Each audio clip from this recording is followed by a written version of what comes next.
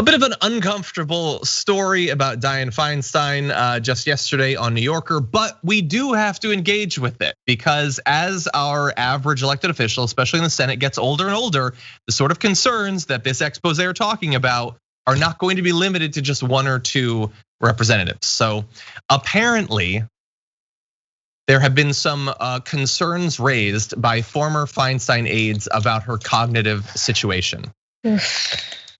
Apparently, back when she, on November 17th, was grilling a witness, reading from a sheaf of prepared papers, she asked Jack Dorsey whether his company was doing enough to stem the spread of disinformation. He apparently answered the question, and then she asked him the same exact question, word for word, with the same sort of related Trump tweet. And he answered it again, but it certainly stood out to people as a weird situation to have happened. There was no reason to read it again. But some of these aides are saying that she has been briefed on topics, but then immediately forgets about them. They describe her as forgetting what she has already said and getting angry when she's called out for forgetting things. And look, I've had family members who have dealt with these sorts of age-related memory issues, and that is a thing that definitely happens.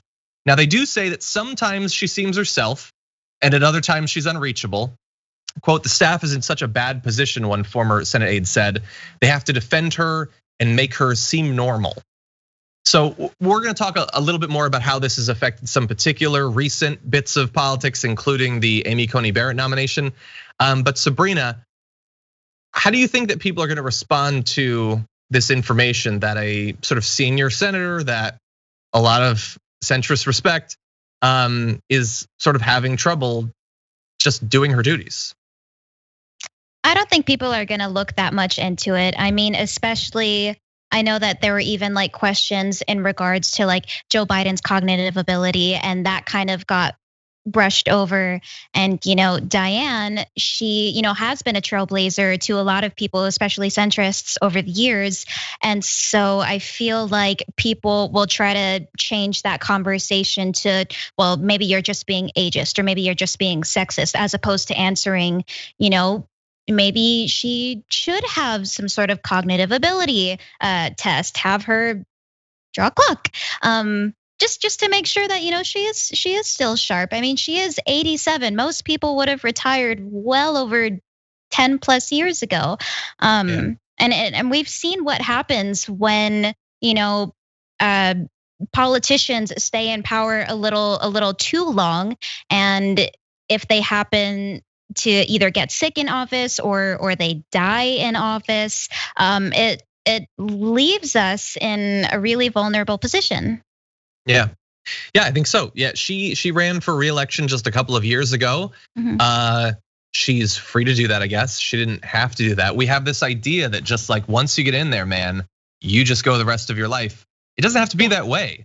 And there are like, it's not necessarily ageism to feel that someone who sort of came into politics in the Reagan years, pre-Reagan years, might not necessarily fully understand the concerns of later generations. I mean, we all remember her interaction with Sunrise Movement activists just a couple of years ago.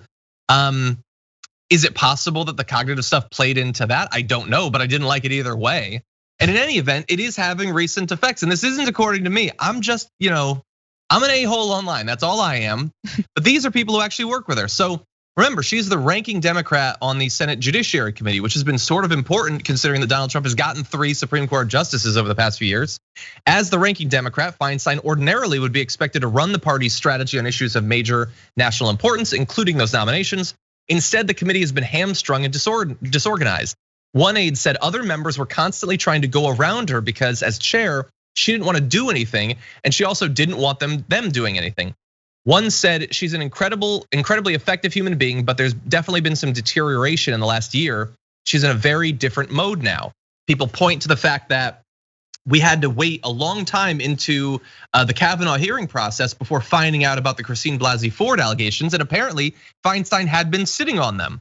Now, is that memory related? I don't know, but it was definitely bizarre and possibly very consequential. And apparently, according to several sources, Chuck Schumer, Democratic minority leader, was so worried that Feinstein would mismanage Amy Coney Barrett's confirmation hearings that he installed a trusted former aide, Max Young, to embed in the Judiciary Committee to make sure the hearings didn't go off the rails. He had done the same thing during Kavanaugh's confirmation as well. Schumer brought Young in from the gun control group Everytown to handle strategy and communications and serve as Schumer's eyes and ears on Feinstein, according to one Senate source. You should not need to have eyes and ears for the ranking member. They're supposed to be there because they have experience and they'll be effective. And that really seems to have been turned on its head in Democratic leadership over the past few years. No, absolutely. If you need like a babysitter at that point, you should consider stepping down.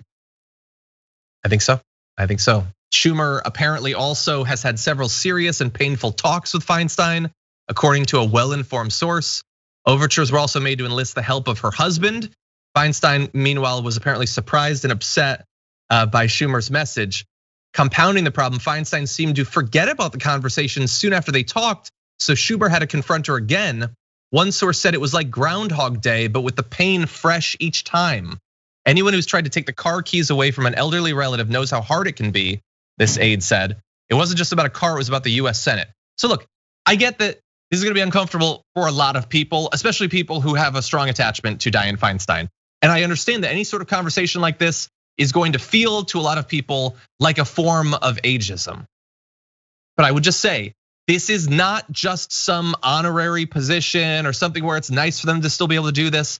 This is one of the 100 most powerful people in the world in an incredibly important time, serving from a state that has a Democratic governor. So it's not even like stepping down prematurely would result in a Republican or anything like that. You could get a Senator Katie Porter as a result of her stepping down, or Ro Khanna, or Karen Bass, or Barbara Lee, or take your pick. These are all options. And so the fact that this is coming out at all and that so many people were willing to at least anonymously go on the record, this could potentially become a big issue. And I would argue that based on what they're saying, it probably deserves to. No, I totally agree with you. California, your seat is gonna be safe if that's what you're worried about. I agree.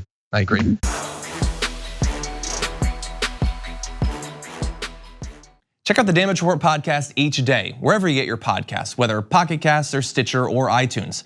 You can join me as I give you the news and stories you want, with a range of co-hosts and interview guests jumping in on the fun each day. Again, that's the Damage Report, wherever you get your podcasts. And if you get them at iTunes, don't forget to rate and review. Sometimes I'll read them live on the show.